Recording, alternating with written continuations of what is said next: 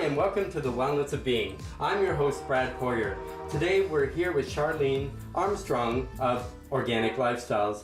Today we're going to talk about essential oils. Oils can calm you. Oils can, help you alleviate your sinuses and do wonderful things. So we're going to talk about that, a little bit about the dirty dozen as well. What ingredients aren't so great for you? And Charlene also has a little surprise for you at the end of this segment. I want to say welcome, Charlene. Thank you, nice Pat. to see you. So let's dive right into it. How long have you been here at Organic Lifestyles?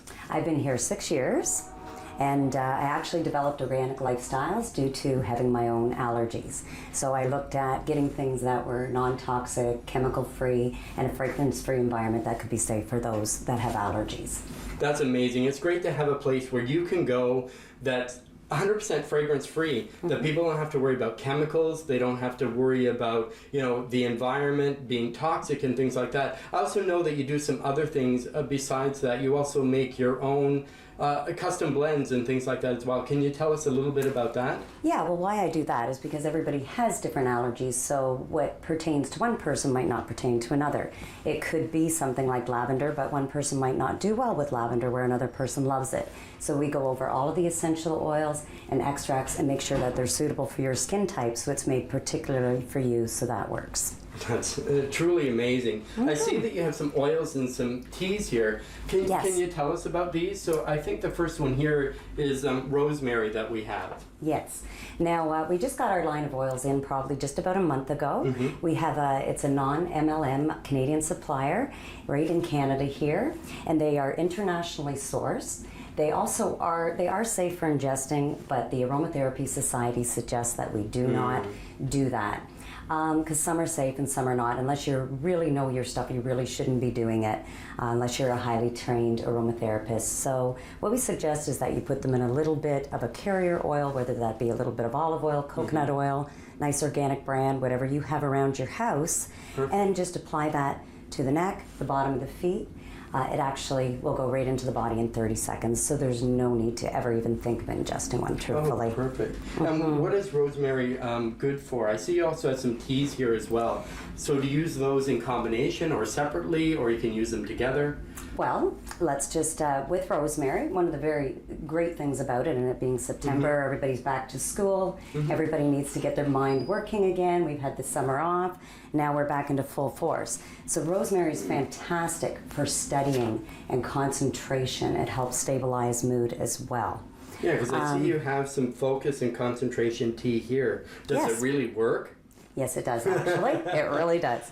Yes, so what it is it has a mixture, a blend of different herbs. And this is actually a tea, and it's made by a naturopath who makes these teas for Organic Lifestyles. And what it is a combination that helps with the focus, the concentration. It has great things in it. One of the one is Gata Koala, which a lot of people know about, Tulsi, Brahmi, and they all enhance brain activity. And yes, they really work because, yes, I had some this morning before I even came on here. That's what I started my day with. Yeah, and I think even like going back to school now that it's fall winter, but even going back to school, it's great for college students. I think it's great for anybody who just wants to study, or just generally, it's fine that maybe their faculties are failing a little bit. They can get the concentration going, and they can focus a lot more readily. I see that you have some other teas here as well, because one other thing I find too, with being fall and winter, I see that you have an immunoblend here. So I think with immunoblend, would that mean immune system? It does. So what it does is it ups the immune system. Again, Tulsi is one of the best things for upping the immune system. And ginger, which everybody knows is natural anti-inflammatory. So drinking this is very soothing, helps the inflammation in the body, raises your immune system. Then we have an essential oil, and as I was talking about applying that to the body, this is already designed with the carrier oil inside, so you don't have to add it to anything. It's already prepared for you, and it has things in there that will up the immune system. It's also going to help if you have a cough at that time, or you have sinus issues at that time. It can be rubbed in the direct area. The bottom of the feet, put some socks on at night. It goes all the way up through the bloodstream, will make you feel great all the way through your body. And in the daytime, you can spot treat. Now, I've known people who will use this even on a cut. because everything is so antiviral, antibacterial. So they take it home for one thing and use it for a ton of things. Oh, perfect. I'm just also going to mention that all of the essential oils are also chemical free as well, herbicide and pesticide free, which is very important, and they internationally source them. You always want them coming from the country of origin. A lot of places are growing them just on the side of the U.S. highways, so you've got a lot of carbon from the cars coming, and that's not a good thing. Exactly. So where they're sourced from is very, very important. And also your teas, where the herbs come from. So all of this is done the same. Yeah, I also know there's some controversy whether you should ingest essential oils or not. What's your opinion on that? I say never, but Never? that's because the aromatherapists say never.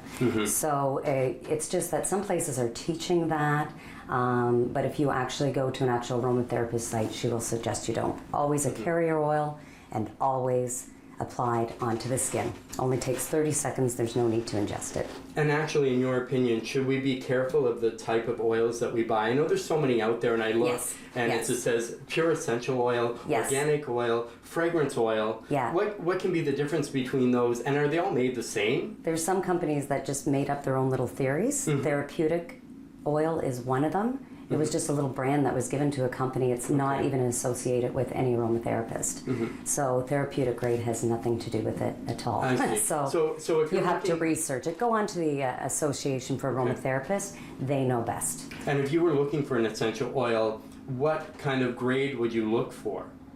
What kind of a grade? A grade. You just want to make sure that where it's been grown, the origin of it. You want to make sure of the herbicide, pesticide free, and non-adulterated. Those are the most important and internationally sourced.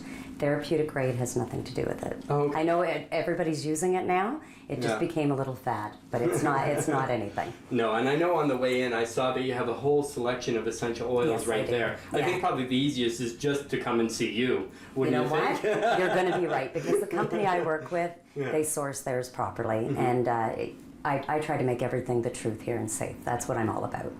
And I know it can get really confusing. And one other thing that you were saying, and I know that's something you offer your clients here, it's called the Dirty Dozen. Can you explain a little bit more about the Dirty Dozen? So the first thing I do is I try to educate. Educate's a big thing here at Organic Lifestyle. So I give everybody a 12 Dirty Dozen on what to look for in their skincare.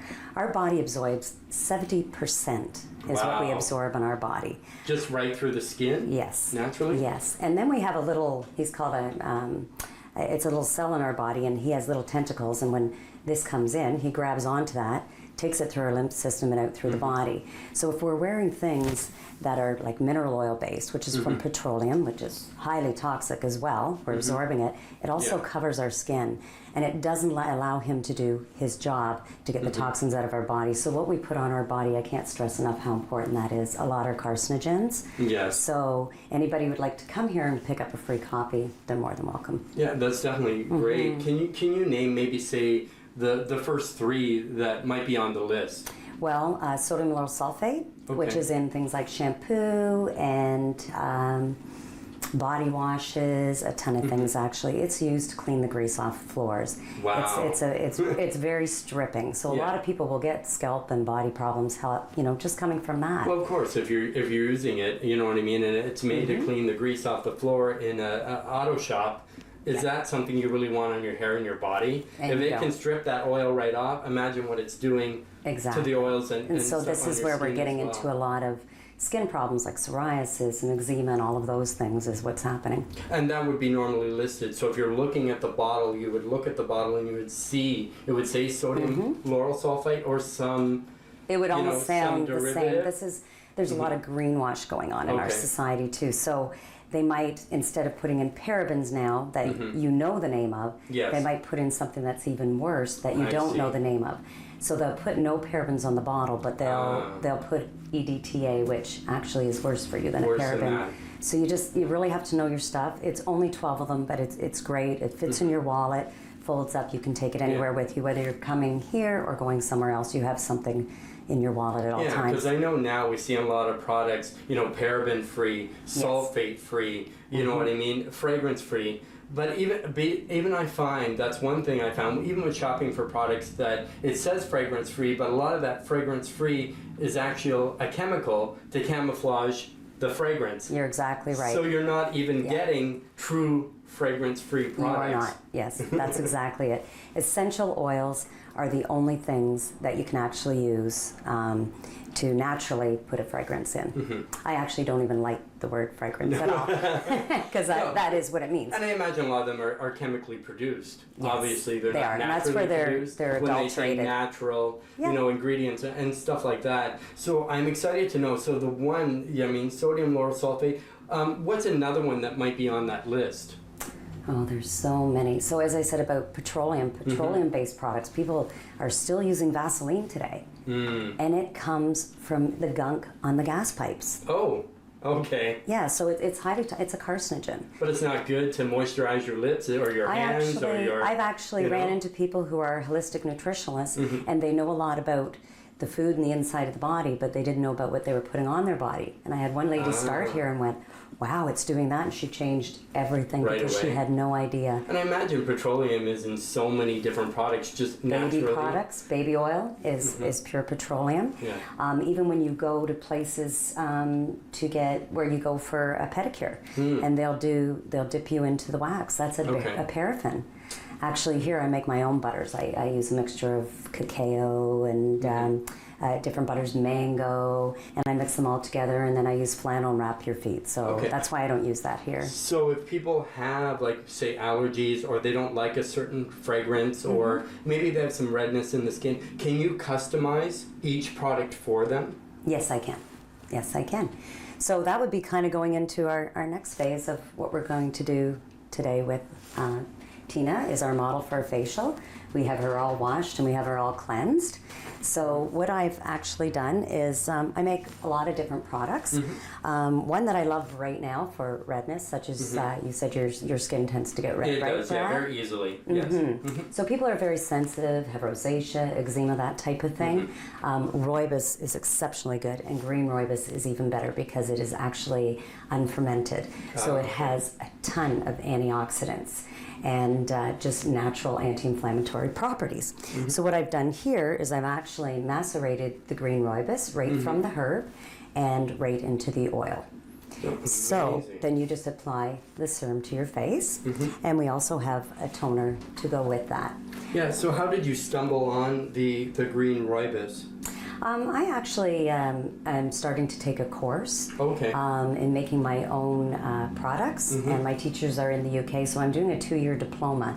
So as I'm going along, I'm learning about all these things, and green rooibos was one of the features that they had, an hour-long feature that we watched, so I learned about everything on there and exactly what it does. And the great thing about green rooibos is it's fabulous for your skin, anti-aging.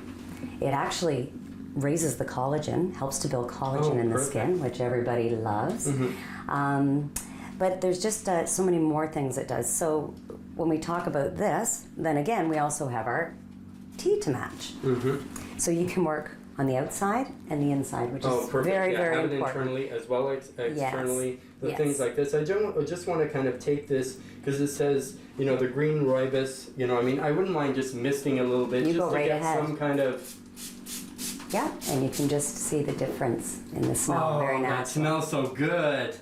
I need to take this home. No, seriously. Yes, I know. I need to take this home.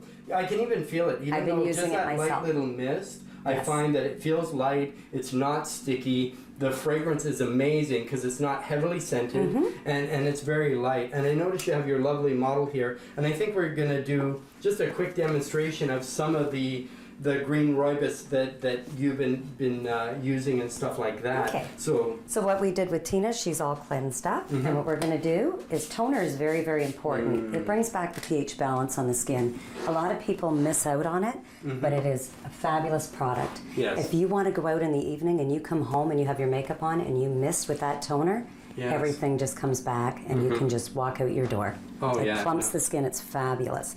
So what we've done in here, we have green rooibos. I have some calendula. And it's in a little muslin bag. And what that does is that makes an infusion for on her skin. So then what I've done here is I have freshly ground green rooibos, which we've just ground up into a powder. just the smell Yeah, of that? you can, just purely natural. Oh, there's actually no real scent to it. No, none at all. Okay. And here we mix this with the bentonite clay. Okay. And the clay is good for? Oh, it brings out toxins in the skin. It helps take out things like blackheads, whiteheads.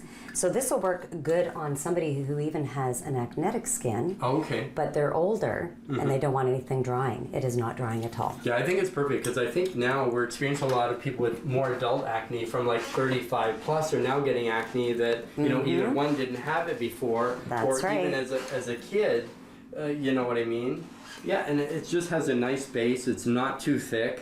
You know what I mean? It smells amazing, so I imagine it feels very nice, calming, cooling, you know, and things like that. Yes, because it's the anti-inflammatory is something that's great. So people who have rosacea, cracked skin, anything like that can use this. It's just beautiful. So can anyone come in and just book an experience with you that says, I saw you on the Wellness of Being and I would love to use the green rooibos, get the green rooibos experience, you know what I mean? And just kind of like I wish you were here right now, because if you were here right now, you could see how calming, how nice. I just love that toner. I know I'll be taking some home with me today. But yeah, and it's just, it's so nice, so light. As I say, there's no real smell either, and that's one thing. Being male, I don't like a lot of fragrance personally myself, just in general. And I think for most guys, if they're going to come in, they want to clean their skin, because a lot of people do have blackheads, maybe whiteheads or popping zits or things like that. So what age range would you think this would be good for? So is it good for a teen? Is it good for somebody middle-aged? Is it good for somebody aging, or, you know, if they're 88, 90 years old, something like that? Doesn't matter. It works on everything. Psoriasis, eczema. That's what I love about it. It's actually hypoallergenic as well. Oh, perfect. So what we're doing here is we're going to put in our flannels. Oh, awesome. And this is going to bring everything deep into the skin. Okay, yes. And this is our mixture of herbs. So that's very relaxing too, because then you have these warm flannels going on. And this is one thing I haven't seen before, and I've had facials done before, but this is one thing I haven't seen before. I learned. Is this something new or something you created? Or? This is actually something that was done. I had a lady who taught me from South Africa. Oh, I went to school so that she could teach me how to do all of this from scratch. Yes. That was before I joined my other course. And thank you, Brad. Perfect. And so that is how I learned to do everything right from scratch. So if you came in and this wasn't the right facial from you, I would choose from my array of herbs, extracts, and I custom everybody's. Yes, same as everything is custom here because we're all so different. Wow, this is amazing. We've learned so much from you today, Charlene, going through all the Dirty Dozen, which we took maybe a couple of the top ones, and then, you know, there's, 12 in total and things like that. Our model here looks so relaxed, and it's so nice. I just can't wait to come back and just have one done myself. I want to say thank you, Charlene, for coming on The Wellness of Being today, and I hope everybody enjoys their time here at Organic Lifestyles. I want to say stay tuned.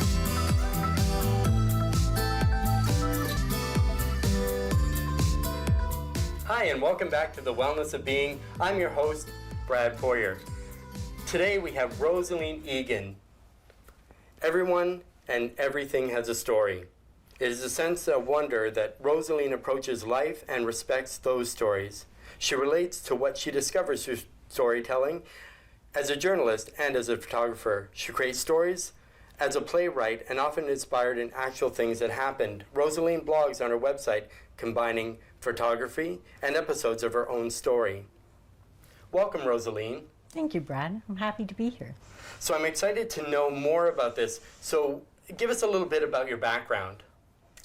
Well, in terms of writing, I have always been interested in writing and reading, and my mother was an English teacher, my father was a lawyer, so words were important. And then when my children were young, I wrote an article, a column actually, about signing up for baseball in February, and that was when the Blue Jays were big in '93 or so. And they printed it and then asked me to start writing for them. So it sort of grew from there, and I've been doing articles with photography. And then when I moved to Alliston about 9 years ago, I started taking pictures of the farm. And that has really been my concentration in terms of photography. And then with writing, I've done various things from bios for people, their website content, wordsmithing, articles for industry, and but I think my favorite thing is playwriting. Oh, awesome. So where was that moment when you know, that defining moment, or did you even have one when a light went off and you said, this is the direction I want to go? Did you find it or it found you? That's a very good question. Actually, I think with the writing, the journalism and the columns, because I did a column for the local paper in Georgetown at the time, just grew out of my wanting to tell a story and telling the story about my son flying through the air like Robbie Alomar in the middle of the kitchen floor and things like that to catch an imaginary fly ball.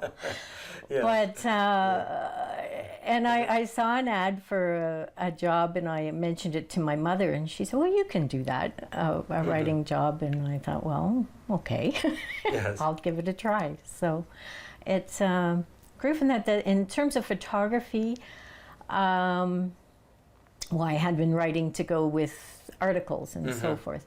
But I think it was really the landscape that grabbed me when I moved I rent a house on a farm north of Alliston. And that is where I concentrate my photography in terms of fun things. So yes. I tend to get inspired more by what's in front of me than going out to look for something to take a picture of. Yes, yes. Okay, so, which is, you know, and I'm not a very technical photographer, so I can't say, you know, I took that with f-stop, whatever, and, as some people can. So it's really the appreciation of what's in front of me, and in terms of both the photography and storytelling. Okay, yeah, I know that you've been published, so I think you've written some short stories and things like that. I think, did you do a little bit of a mystery type of story? Well, I did. I have a short play called Breathe. Oh, okay. So it's a comedy mystery. It's only 10 minutes. Oh, perfect. But I have had 3 short plays produced. 2 of them at South Simcoe Theatre, and one just this past June.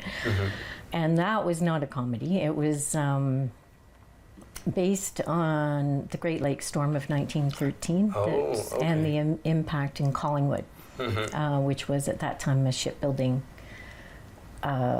town, and the impact that 12 ships went down over 3 days in November of 1913. Wow. And over 260 lives were lost. And so it would impact largely on communities along the Georgian Bay, Lake Huron, where they lost about 8 ships.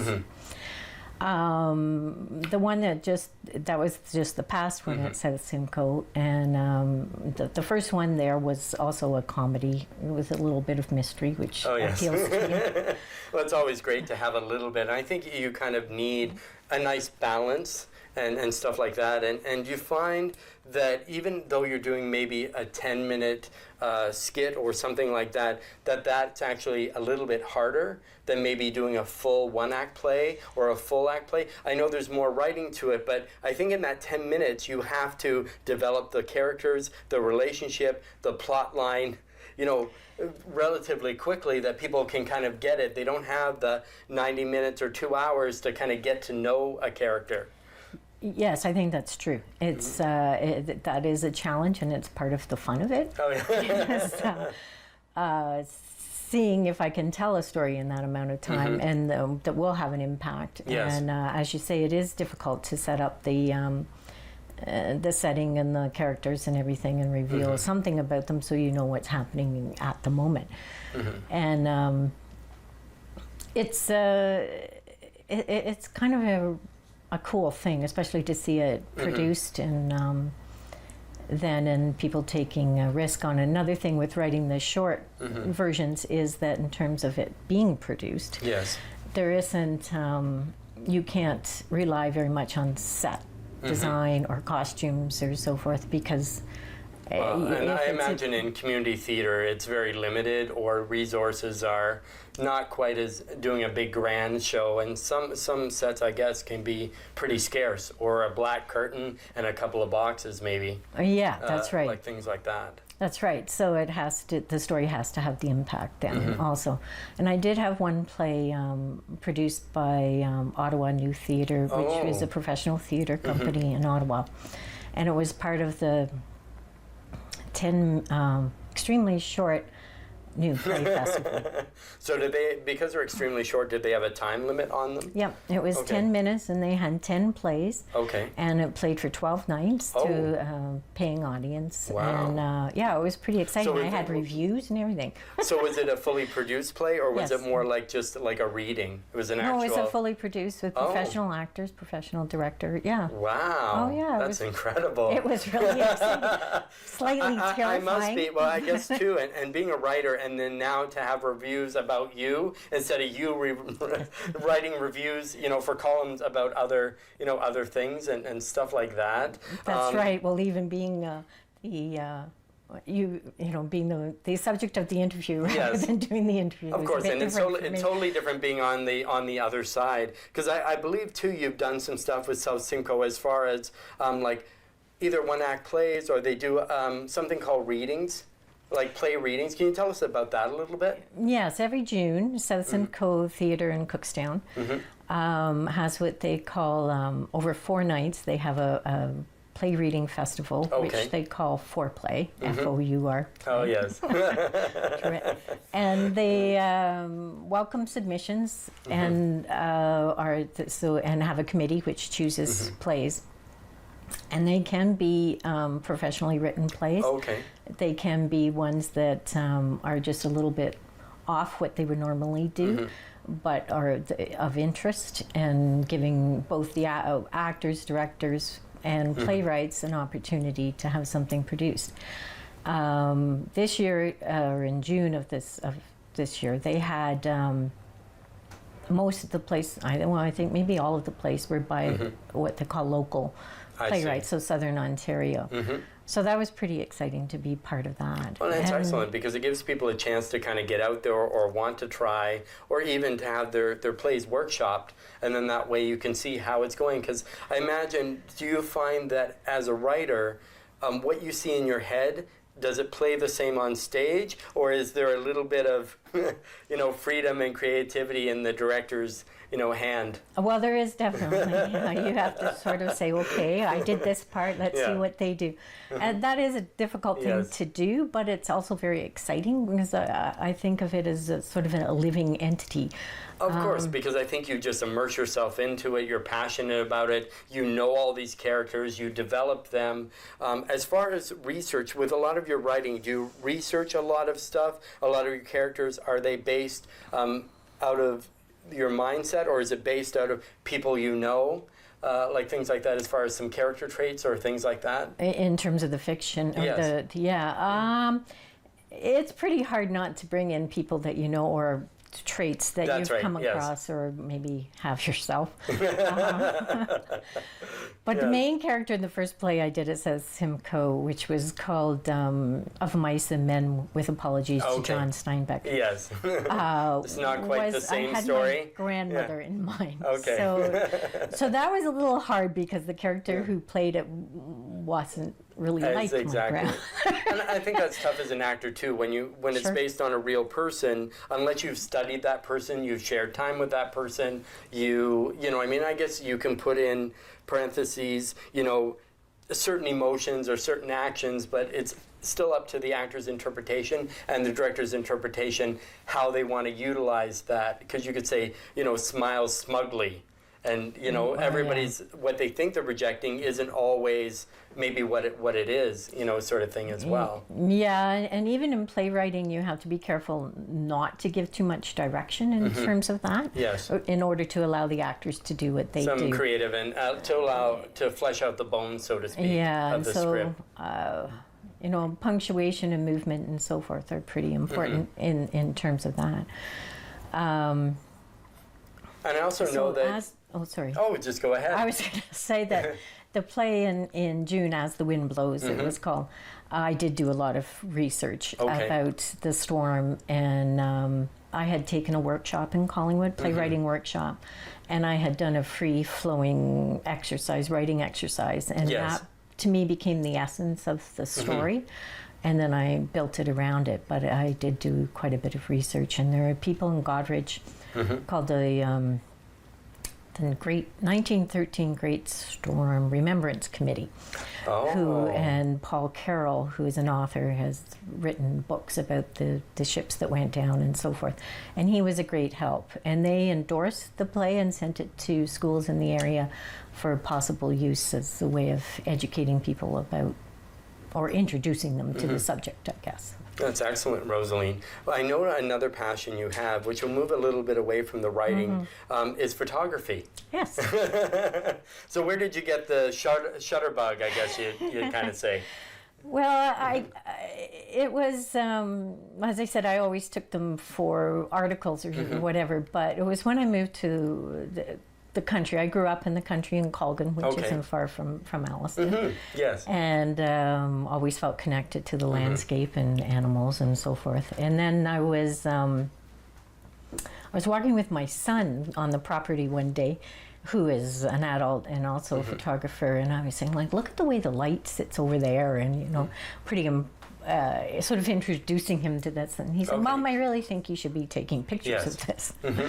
So I said, yeah, I think you're right, So I started to, and I decided also to use some of those photos to create a blog on my website, or actually, so that I could tell the stories of what happened with the animals and and just my observations of life through living there. So my photography in terms of selling independently of the articles is I focus just on the farm. I don't go way out and stuff. Yeah, because I noticed you brought some pieces with you. I'd love to have a look at that you can share with all our viewers, like here, so we can kind of see.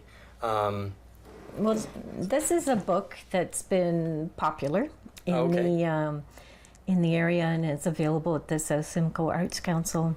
So it's very close, just right in town on Victoria Street, and it shows different pictures that I've actually taken over the years. Now, I was inspired originally to do this book for my grandson. Okay, yes. And how old is he?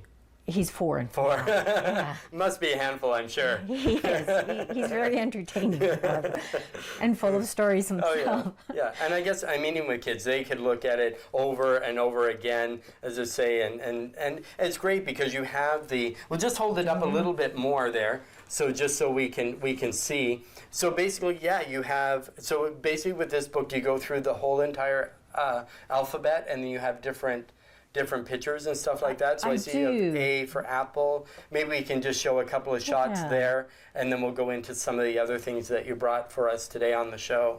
So it includes the animals, but also the, like I have apples, and there's hay, and there's cows, of course. And So cows are great things to take pictures of. They like to pose. It's wonderful. So do you find that when he sees the pictures of the different animals, does he like to make the sounds of maybe a cow or the kitten or pretend he's a bird? It does inspire storytelling. And I've been told by some people who live on farms that it's been great for their grandchildren. I had one person tell me that they were reading it to their grandson before he went to sleep, and there's a picture of a I don't know if I can find it quickly. I should be able to. Yeah, sure. And then we'll move on to your next one. Of a tractor. Mm-hmm. Oh, right there. And he said that was Grandpa. Oh, okay. You know, and then because that's how he refers it? And I'm quite pleased with myself because I came up with an X, although it doesn't start with X, but an excavator. And he said Papa, or his father. That's right, because he knows he does that as well. Because I know the holidays are coming up. I know you brought something for the holidays as well that you would like to show everyone quickly. These are packages of Christmas cards that I did. And I had them printed locally at Red Oak Digital. Awesome. He actually suggested this setup, but I was talking about, normally I take pictures of what is there. I don't generally set up in terms of the, except for the magazine writing. Yeah. But these ones, I took these little guys out in the snow on a sleigh. They're the Christmas decorations I've had for years. Yeah, well, they look nice and toasty and warm with being cold outside. And took different shots of them. Yeah. So. And I see you also have a calendar as well. I do, and the calendar is also very popular. So with the calendar, are all these pictures taken around just the local area here in Alliston, or just outside of Alliston? Everything is on the farm that I take. On the farm. Yeah. So, and the same with the book ABC on the farm, and these pictures are all based on the farm. That I live on, and the same with other cards. I've got cards of birds and things like that. I have flowers in my garden, but everything is from where I live. Oh, perfect. So we can open up the calendar there and just kind of maybe see, the horses are beautiful. Yeah. Those are Percherons. And waiting for the, the spring. Yes. And that sort of thing. That's a pileated woodpecker I found. I looked out my office window and it was on the tree. So and see it there. It's perfect. I mean, it'd be a great asset for everybody's wall and stuff like that. I mean, I've enjoyed our time so much. It's been so fun. It's wonderful having you here. You're such a wealth of knowledge, and it's just, you get inspired by wanting to write and wanting to see. Can you let us know just once more what your website is, and then we'll head out to the break? Sure. Our website is www.rosiewrites.com, and I have the blog and photos and so forth there. That's awesome. Yeah, so we'll have everything for you at the end of the show. I'm Brad Poirier. We'll be right back after the break.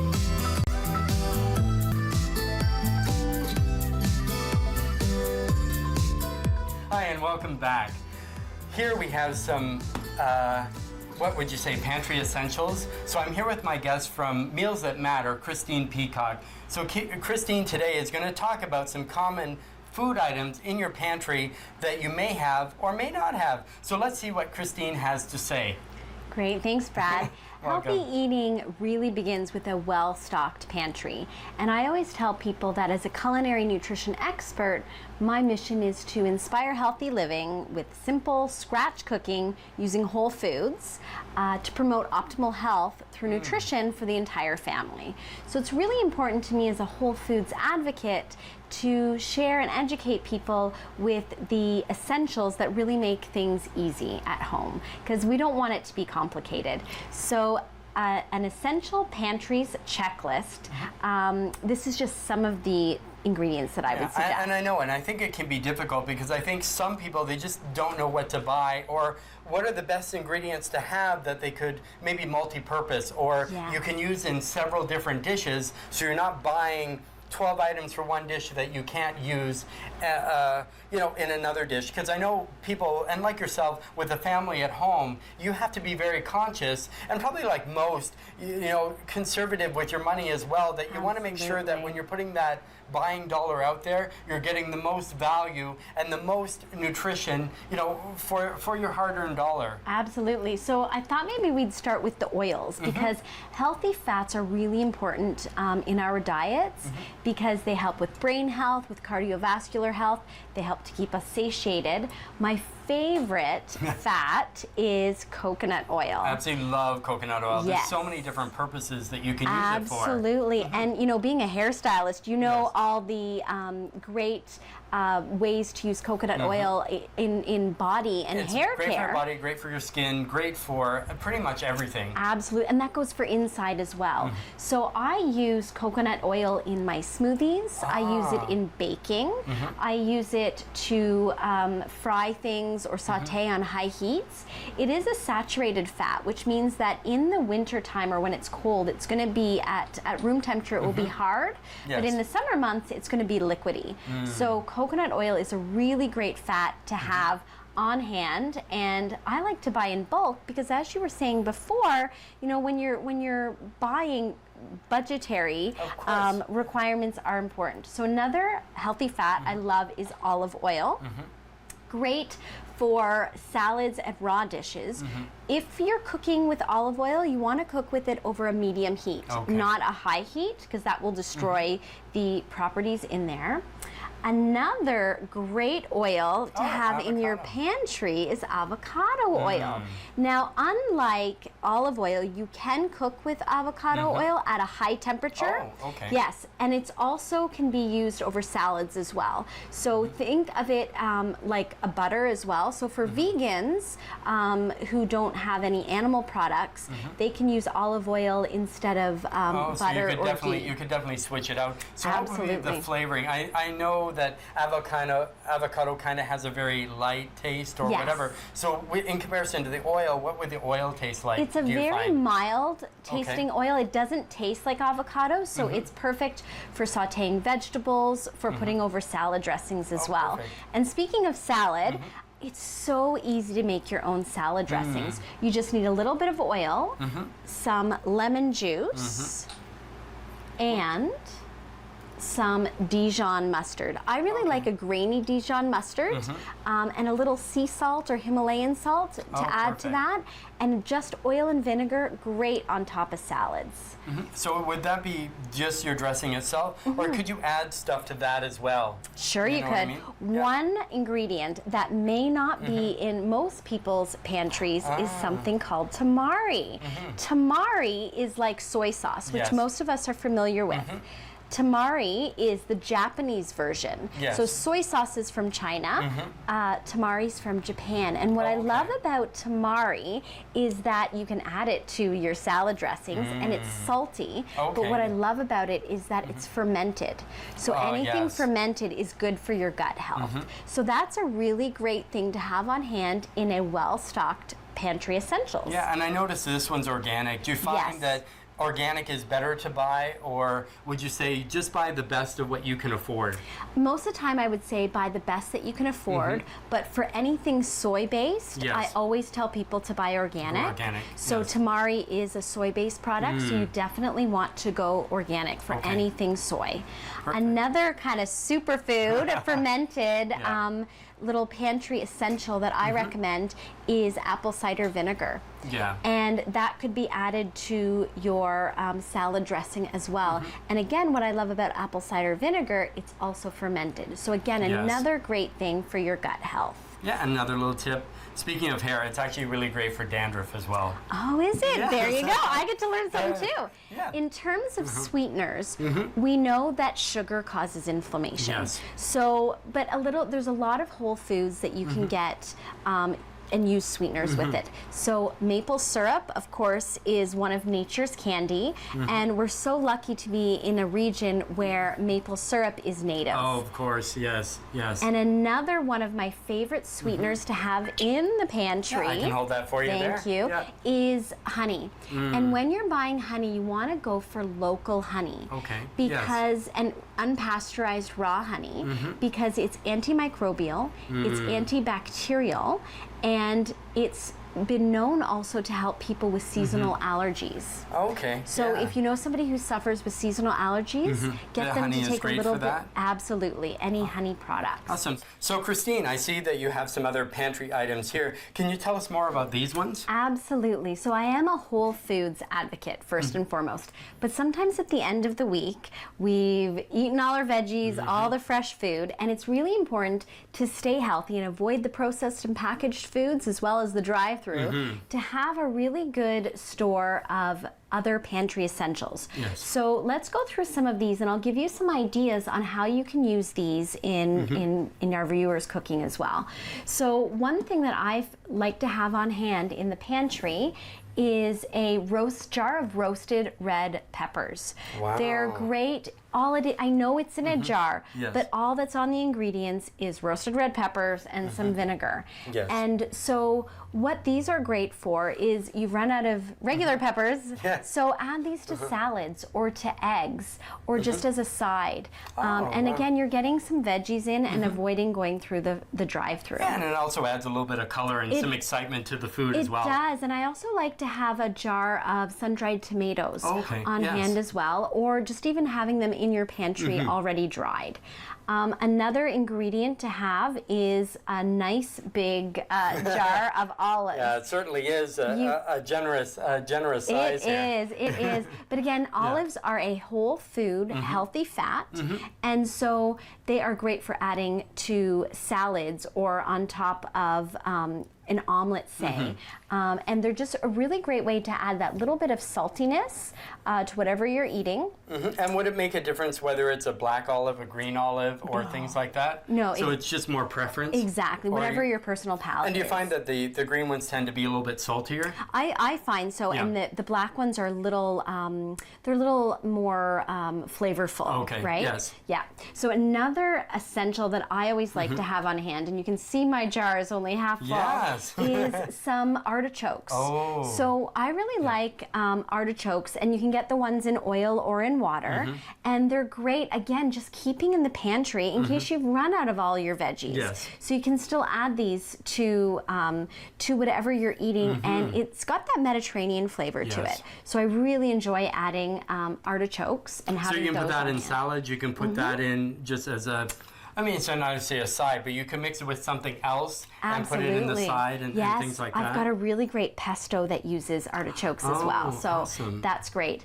Having salsa on hand is just a nice way to jazz up whatever you're eating. I know the kids really enjoy eating salsa instead of ketchup. Well, and it's also quick. It's very easy. I know some people like even salsa with their eggs and things Yes. like that, or if they like it a little bit spicier. Here, I see that you have a medium salsa, Yep. but I guess if some people don't like that heat or like that spice, they can go to a mild, or if they do like the extra, they can also boost it up. And I think probably a little cayenne or whatever never hurt. Absolutely, it You know helps what I to mean? fire up your Yeah. metabolism.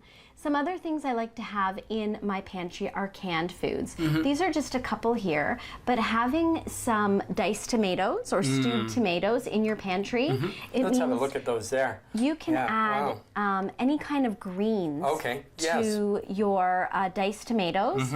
Add a can of beans. Okay. Oh, yeah, And- beans are great. I mean, they're great probably year round. You can do them as a cold salad in the summer, but now in fall, you can probably, mix them in a lot of things, like in soups, in chilies, in like pretty much everything, I assume. Absolutely. And great high in fiber.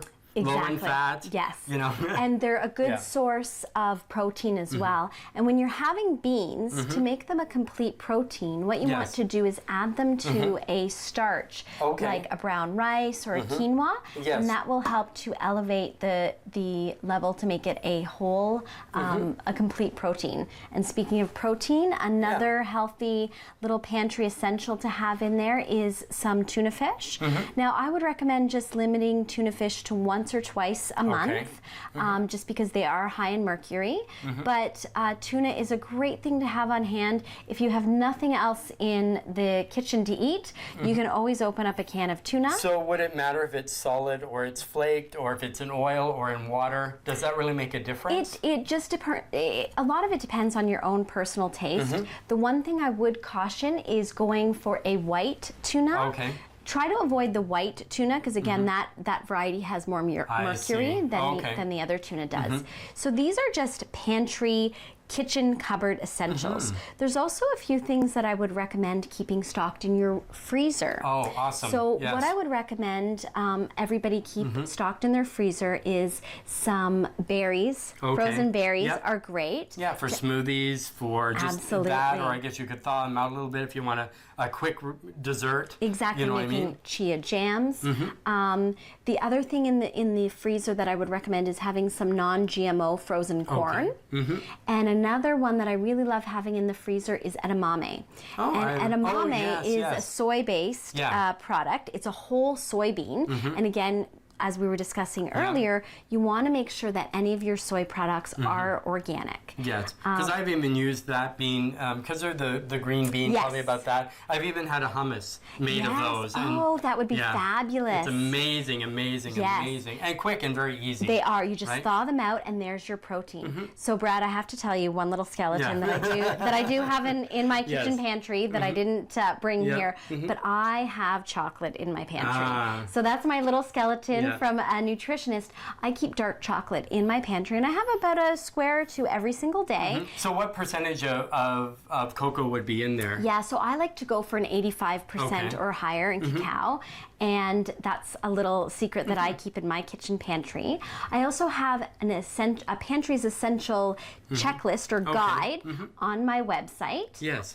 So you can just go to my blog, and it's actually called Skeletons in the Closet Revealed. Yes, And so I've got a whole comprehensive list of pantry essentials as well as freezer and refrigerator items as well. I want to tell you, I don't know if you keep these in your refrigerator, but one thing that I like to have on hand as well is a variety of nuts and seeds. Yes. So you can keep those in your pantry, but it's important to keep nuts and seeds in your refrigerator. Oh, okay. Yes, that I didn't know. Yes, keep them in the fridge because they're high in fat. And so if they're in your kitchen cupboards, they can tend to go rancid. Oh, okay. So keep them in your refrigerator in a glass jar. You know, wash these guys up, and when you're done. Yeah. But I've also heard like some people will soak before. Yes. So do you believe that that's better, or it's easier to digest as well? Exactly. So soaking your beans or soaking your nuts and seeds help to make them more bioavailable and easier for your tummy to digest. To break down and digest? Yes, exactly. So how long, so if I was going to say a walnut or an almond or something like that, just a common nut that most people eat, how long would you say that they should soak it, and what should you soak it in, and where should you soak it? Should it be in the fridge, out of the fridge, like things like that? Great question. Well, every nut and seed has their own optimal soaking times. So something like a cashew, which is softer, only takes 2 hours to soak, whereas something like an almond would take longer, like overnight. But here's a little tip. You can do a quick soak by boiling water and pouring the boiling water over the nut, and that will help break it down just a little bit faster. Use an osmosis water, leave it on your kitchen counter, and you want to make sure when you dump the water that you rinse off the nut or seed to get rid of the kind of dirty water that's on there. Yeah. That's awesome. I mean, there's so much out there, and I guess a lot of things that people don't know, and because nuts, berries, seeds, all that kind of stuff are very important for our bodies, but a lot of people, they're like, I don't want to eat them because it's hard for me to break it down, it's hard for me to process. But knowing, I think, the soaking times really makes a big difference and stuff as well. Because I know you do Meals That Matter, so do you have any of this content on your website? My website and my blog are always evolving. I've also got my business Facebook page as well, Meals That Matter CA, and I'm always uploading different culinary and nutrition tips, recipes, cooking ideas, so always stay tuned to those channels to find out.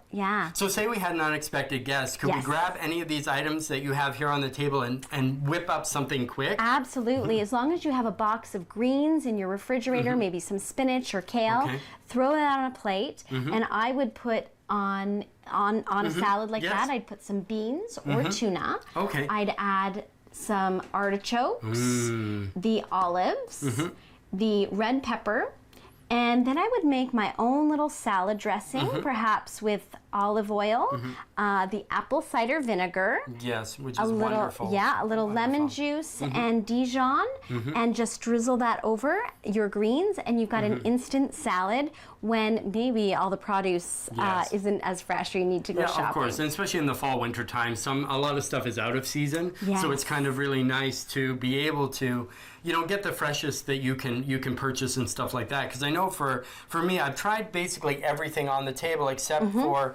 maybe this one here, the tamari. The tamari, which is something I really want to try. Yes. And also too this avocado oil. So basically, as far as portion, how much do you, like for a regular salad, how much would you add maybe to a regular salad? Per person, I use 1 tablespoon of oil on my salad. Again, we don't want to fear fat. Fat is really healthy for our bodies.